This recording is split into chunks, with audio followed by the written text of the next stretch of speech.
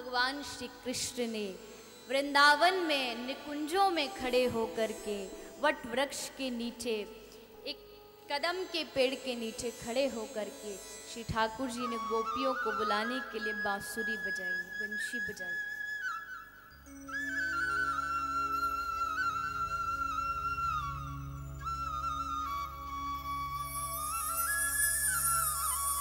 और बंसी तो ऐसा कमाल करती थी ठाकुर जी की। गोपियां कहती है प्रभु बांस की है, लेकिन जब आप अपने अधरामृत से स्पर्श करा देते हो तो इसमें भी प्राण आ जाते। हे प्रभु आपने उसमें चितवन का शहद डाल करके, उसमें अपनी मुस्कुराहट का घी डाल करके हमारे दिल में जो आग लगाई है, जो प्रेमाग्नि जलाई है, वो प्रभु बुझने का नाम नहीं लेती। दिन ब दिन बढ़ती जा रही है, बढ़ती जा रही है। और बार बार आप बंशी बजा बजा के उस प्रेमाग्नि में घी डालने का काम कर देते हो और वो अग्नि प्रज्वलित हो जाती है और विरह बढ़ता है।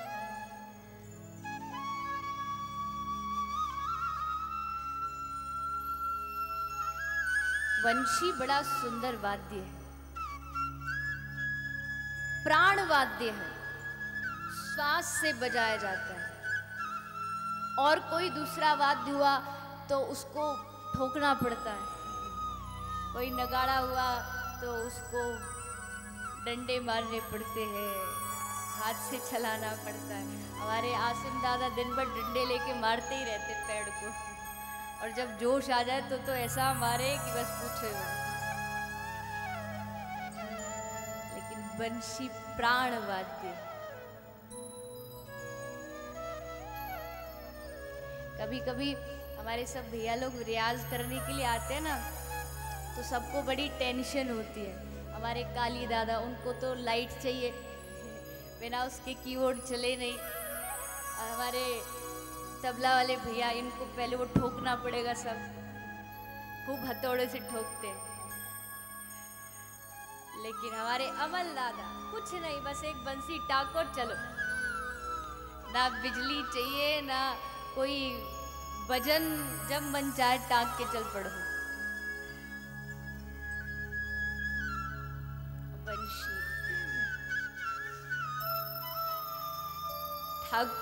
वंशी है ही इतना मधुर वाद, लेकिन उसको अगर बजाने वाला भी इतना मधुर हो, श्री ठाकुर जी स्वयं हो, तो कहना ही क्या।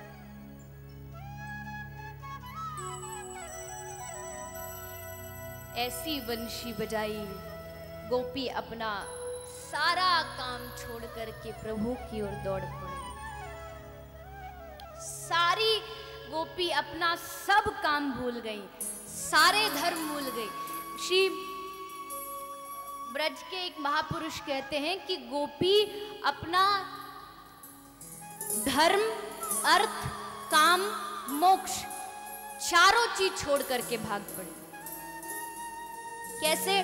बोले कोई गुरुजन की सेवा कर रही थी, उसको छोड़ के भाग गई, धर्म को त्याग दिया। कोई गोपी गोदोहन कर रही थी, उसको छोड़ के भाग गई, यानी अर्थ को त्याग दिया, क्योंकि गोदोहन करेगी अर्थ मिलेगा, पैसा मिलेगा। कोई गोपी साज श्रृंगार कर रही थी, वो काम को छोड़ के भागी। कोई गोपी अपनी पूजा पाठ कर रही थी, वो मोक्ष को छोड़ के भागी, क्योंकि पूजा पाठ मोक्ष का साधन है। इसलिए काम, धर्म, अर्थ, काम, मोक्ष चारों चीज गोपी ने त्याग दी, चारों चीज छोड़ करके भागी। और जाए भी क्यों ना, भगवान कृष्ण खुद जो कह रहे हैं गीता में, सर्व धर्मान परित्यज्य माम एकम शरणम व्रज।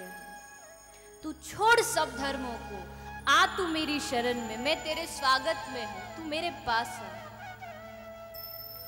भगवान की आज्ञा है, तू छोड़ दे, सब बंधनों को तोड़ दे। गोपी सब काम कर रही थी, कोई गोपी भोजन बना रही थी, कोई गोपी बच्चों का पालन कर रही थी, लेकिन वो सब देह से कर रही थी, किसी गोपी का मन नहीं था। यही गोपियों की विशेषता थी। वो घर में रहती थी, सब काम करती थी, लेकिन मन उसका हमेशा कृष्ण के पास रहता था। इसलिए आज जब बंशी बजी तो पूछा नहीं, किसी से सलाह नहीं ली कि अरे गोपी तू भी चलेगी, चल मैं भी चलूं, किसी ने नहीं पूछा। आधी रात को गोपी दौड़ पड़ी।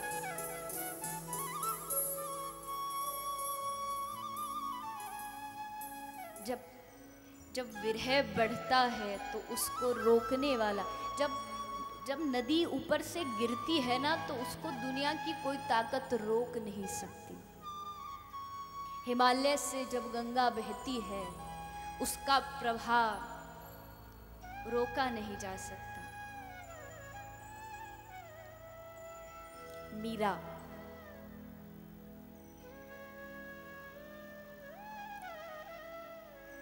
भोजराज को पूरी रात जागना पड़ता था। क्यों? न जाने कब मीरा उठ करके दौड़ पड़े। कितनी बार मीरा कहाँ गिर पड़ती थी। दिन रात ध्यान रखना पड़ता था। कब वो पागलों की भांति दौड़ पड़े, कुछ नहीं पता।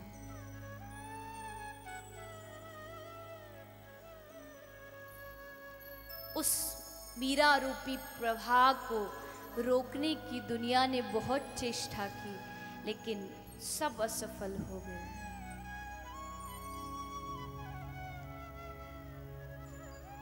तलवार लेकर के राणा विक्रमादित्य मीरा के कक्ष में से जोर जोर से हंसने की आवाज आ रही है, किसी पुरुष की। वो समझ जाता है कोई अंदर है। तलवार लेकर के 2-4 सैनिकों को लेके काल का रूप बना के राणा मीरा के कक्ष में घुसता है। दरवाजा खोल। मीरा पूछती है कौन है? विक्रमादित्य कहता है तेरा काल हूं। मीरा ने सहज भाव से दरवाजा खोल दिया, अंदर आया, तलवार निकाली, पूरे चारों तरफ घूम रहा है। पर्दे को खोलता है, पलंग के नीचे देखता है, कोई नहीं। कौन था यहाँ? ये चौसर कैसे पड़ा हुआ है? मीरा हंसती हुई कहती है लालजी साहब आपको देर हो गई, वो तो चला गया। कौन था यहाँ पर?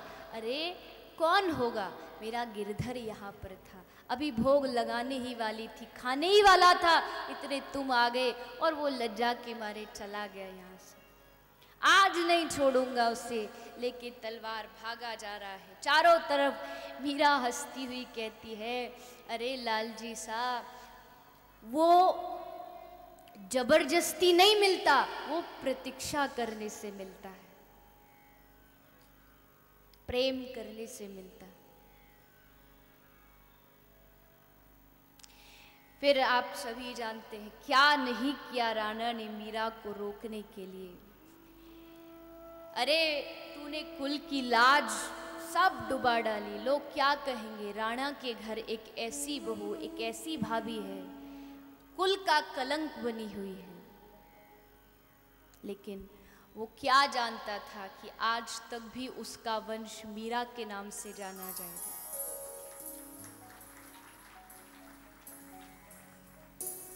रोका, लेकिन मीरा नहीं रुकी और कह रही है राणा को कि तू कुछ भी कर, कितना भी रोक, अब मैं उस रास्ते पर चल पड़ी हूं जहां से पीछे मुड़ना असंभव है। मैं तो गोविंद के गुण गाना राणा जी, मैं तो गोविंद के गुण गाना राणा जी, मैं तो गोविंद के गुण गाना राणा जी, मैं तो गोविंद के गुण गाना राणा जी, गुण गाना राणा जी, गुण गाना राणा जी, गुण गाना राणा जी,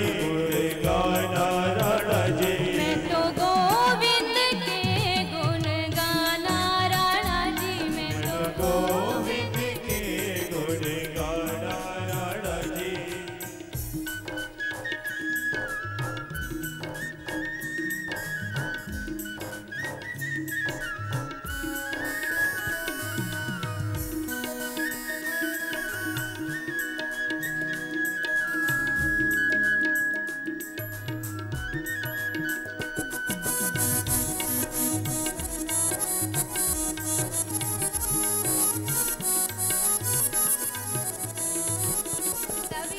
से प्रेम से ताली लगा।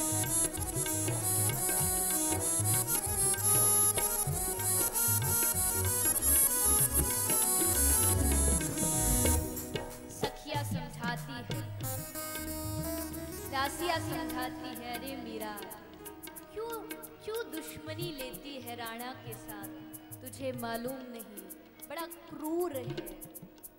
अगर तुझसे ये राजा रूठ गया, तुझे नगरी से निकाल देगा, किसको मुंह दिखाएगी, कहाँ जाएगी? यहाँ जाने के बाद तुझे कोई तेरे पीहर में तो अपनाएगा नहीं, किसके पास जाएगी?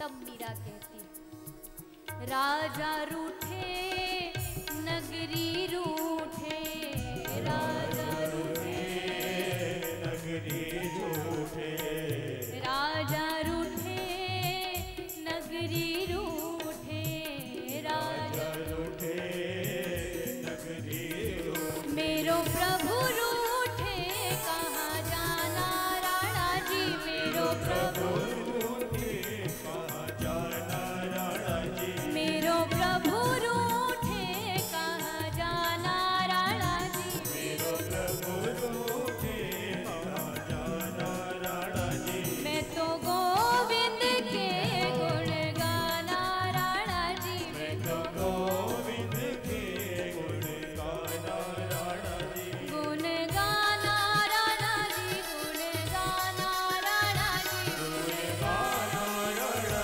जी, गुण गाना राणा जी, मैं तो गोविंद के गुण गाना राणा जी, मैं तो गोविंद के गुण गाना राणा जी।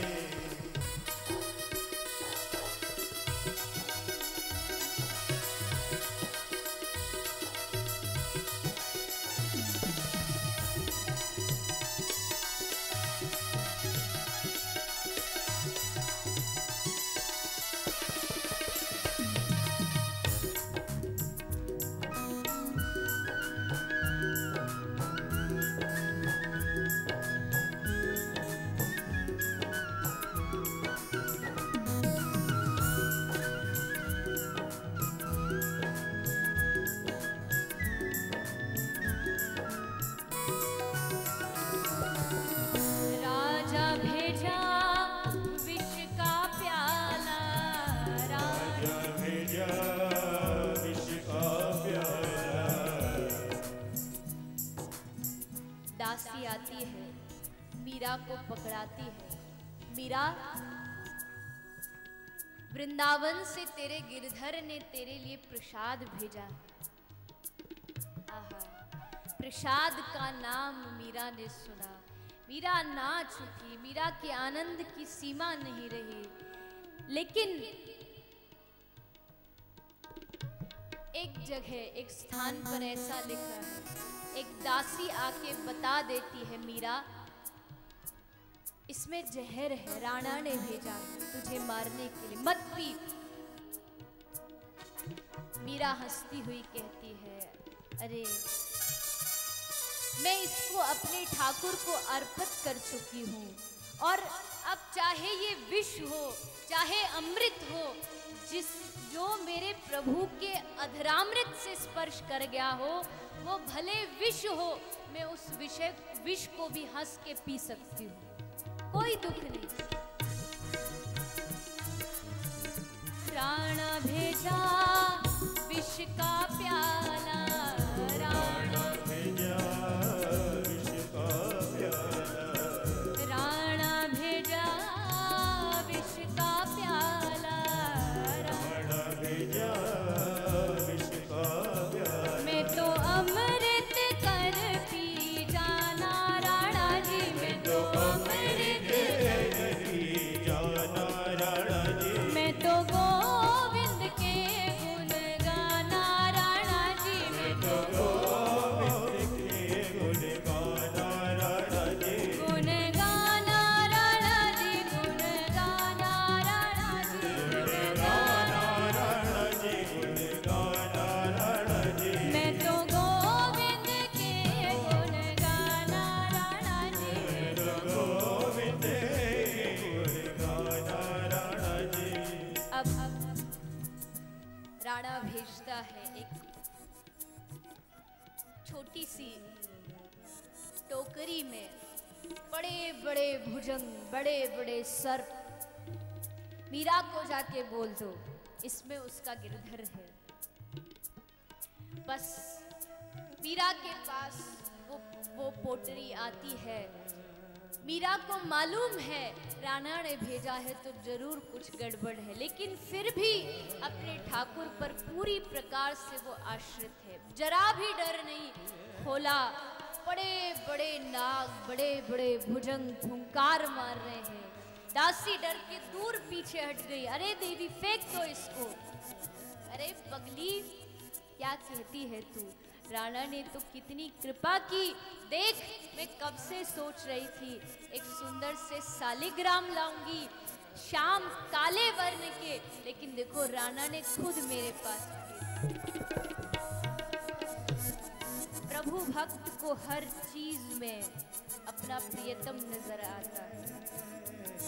नीला अंबर दिखे, नीला समुद्र दिखे तो उसको ठाकुर की याद आती, काला दिखे तो भगवान की याद आती।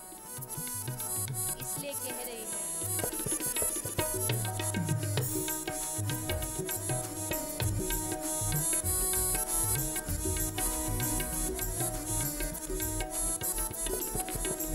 राणा भेजा सर्प भुजंगम, राणा भेजा सर्प भुजंगम, राणा भेजा सर्प भुजंगम, राणा भेजा सर्प भुजंगम। मैं तो शालिग्राम कर जाना राणा जी, मैं तो शालिग्राम कर जाना राणा जी, मैं तो शालिग्राम कर जाना राणा जी, मैं तो शालिग्राम कर जाना राणा जी, मैं तो गोविंद के गुण गाना राणा जी, मैं तो गोविंद के गुण गाना राणा जी। मीरा के प्रभु गिरधर नागन, मीरा के प्रभु गिरधर नागन, मीरा के प्रभु गिरधर नागन, मीरा के प्रभु गिरधर नागन। मैं तो सावरिया वर पाना राणा जी, मैं तो सावरिया वर पाना राणा जी, मैं तो सावरिया वर पाना राणा जी, मैं तो सावरिया वर पाना राणा जी, मैं तो गोविंद के गुण गाना राणा जी, मैं तो गोविंद के गुण गाना राणा जी, गुण गाना राणा जी, गुण गाना राणा जी, गुण गाना राणा जी, गुण गाना राणा जी, गुण गाना राणा जी, गुण गाना राणा जी, गुण गाना राणा जी, गुण गाना राणा जी। मैं तो गोविंद के गुण गाना राणा जी, गोविंद के गुण गाना राणा जी, मैं तो गोविंद के गुण गाना राणा जी, मैं तो गोविंद के गुण गाना राणा जी, मैं तो गोविंद के, मैं तो गोविंद के गुण गाना राणा जी, मैं तो गोविंद के, मैं तो गोविंद के गुण गाना राणा जी, मैं तो गोविंद के गुण गाना राणा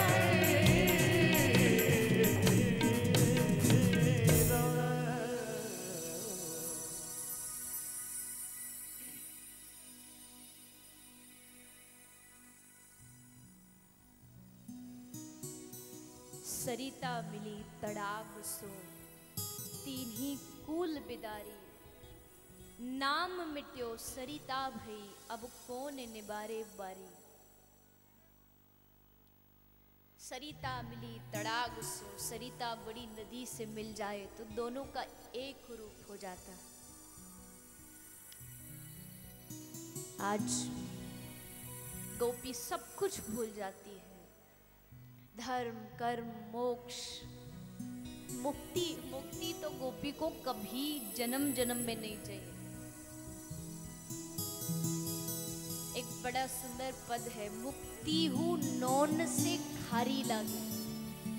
ब्रज ब्रज के लोगों को और जो सच्चा वैष्णव हो उसको मुक्ति कैसी लगती है? बोले मुक्ति नौन सो खारी लागे।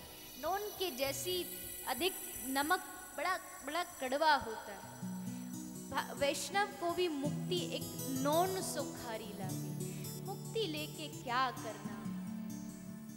वास्तविकता में भक्त वैष्णव का लक्ष्य मुक्ति नहीं है। मुक्ति तो प्रभु के चरणों में पड़ी रहती है।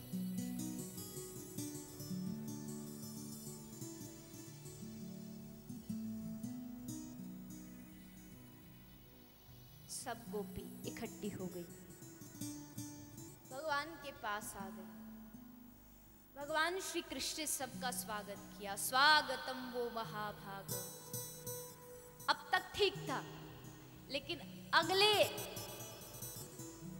क्षण प्रभु कहते हैं,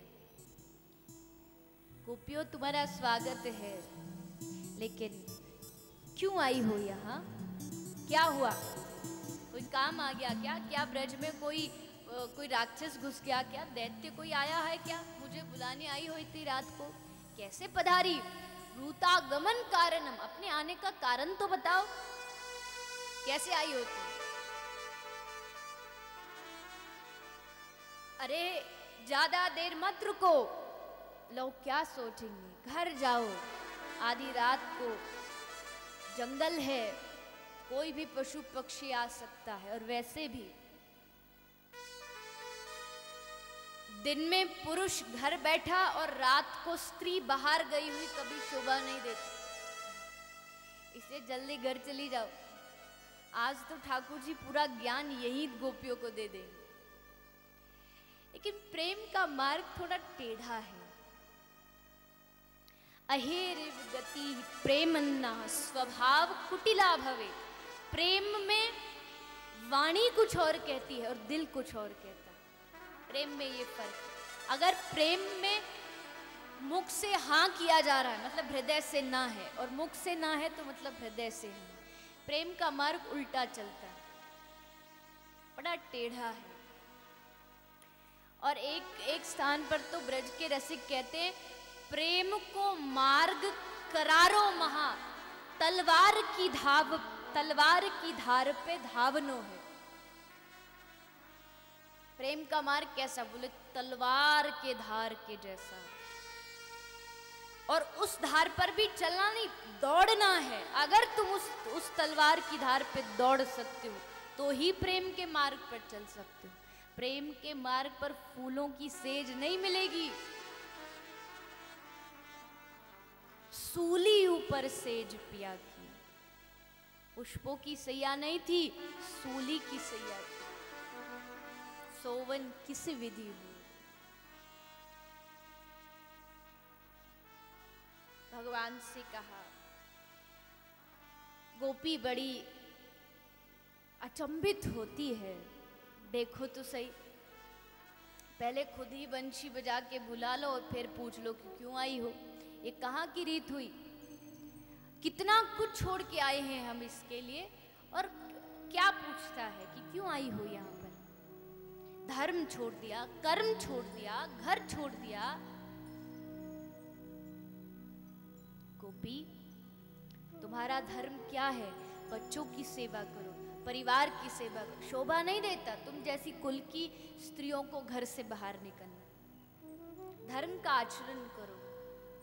गोपी कहती है, प्रभु आपने बिल्कुल सही कहा, लेकिन बलि का धर्म कहाँ गया था जब उसने अपने गुरु की बात काट दी?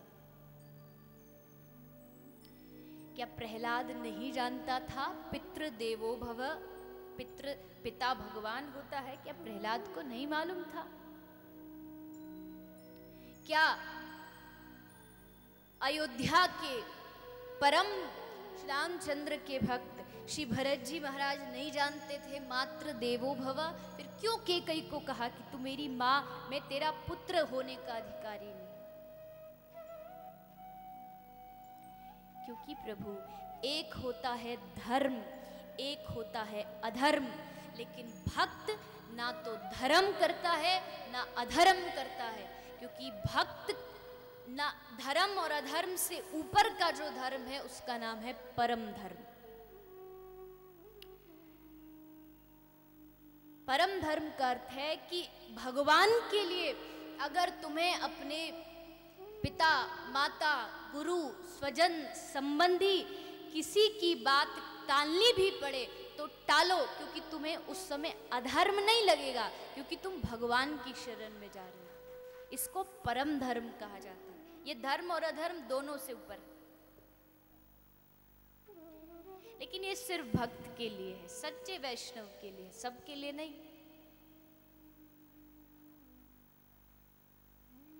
परम धर्म का आचरण किया है। और हे ठाकुर जी, एक बात बताइए, गोपी भगवान श्री कृष्ण ने गोपियों को एक उदाहरण दिया था कि देखो पतिव्रता नारियां कैसी होती है।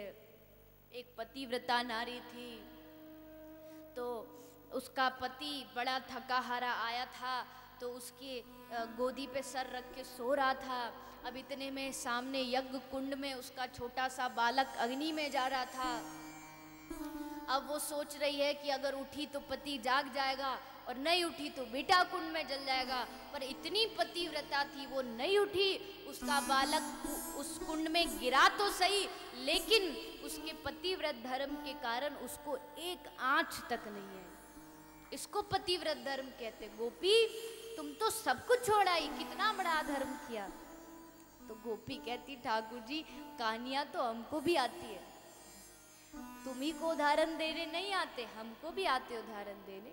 ठीक है, पाठशाला नहीं गई, किसी यूनिवर्सिटी में नहीं पढ़ी, लेकिन प्रेम की भाषा जानती है।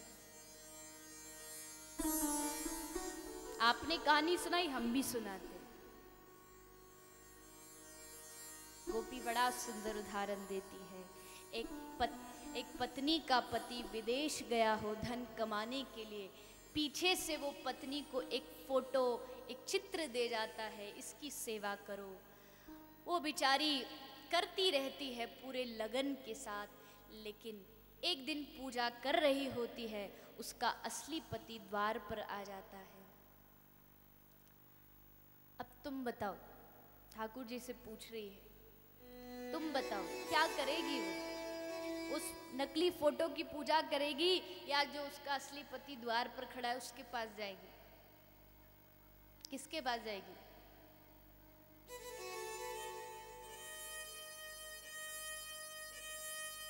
बताइए। असली के पास जाएगी। बिल्कुल, जब उसका असली पति आ गया तो फिर वो क्यों फोटो की पूजा करेगी? उसका द्वार पर खड़ा है, उठ के जाएगी। तो ठाकुर जी ने भी यही उत्तर दिया। तो गोपी कहती हाँ प्रभु, आपने बिल्कुल सही कहा। जीव आपसे बिछड़ा, आपसे जब जीव बिछड़ता है तो आप अपने ही रूप में उसको ऐसा ही समझाकर एक नकली पति, पत्नी, बेटा, बेटी, माँ, बाप, भाई, बहन सब बना के दे देते हो कि जब तक मैं ना आऊं तब तक इसकी सेवा करो। हम करते रहते हैं, खूब तन मन धन से सबकी सेवा करते हैं। हमने आज तक की भी, परिवार ने जो मांगा हमसे हमने वो दिया। लेकिन हे प्रभु, जब आप असली हमारे द्वार पर आ गए हो तो फिर नकली पर क्यों जाना? त्वमेव माता च पिता त्वमेव, ये भगवान नहीं कह रहे, ये हम कह रहे हैं भगवान को। भगवान ने हमसे संबंध नहीं बनाया, हमने भगवान से बनाया। लेकिन संबंध बना के फिर भूल गए। बना तो लिया लेकिन भूल गए। आप कहोगे नहीं नहीं हमें तो याद है। याद है, सोचो दिन में कितनी बार आप भगवान को याद करते हो? सच्ची सचमुच अपने दिल से पूछना। दिन में कई बार ऐसे अवसर आते हैं जब हम अपने परिवारजनों की याद करते हैं, लेकिन भगवान को कितनी बार करते हैं? कितनी बार भगवान से हम दूर हैं, इस बात को याद करके आपके आंखों से आंसू आते हैं। कुछ भी नहीं, महापुरुष कहते एक दिन में अगर भगवान को याद करके आपके आंखों से एक बार आंसू भी गिर गया, समझ लो आज आपकी माला भजन सब पूरा हो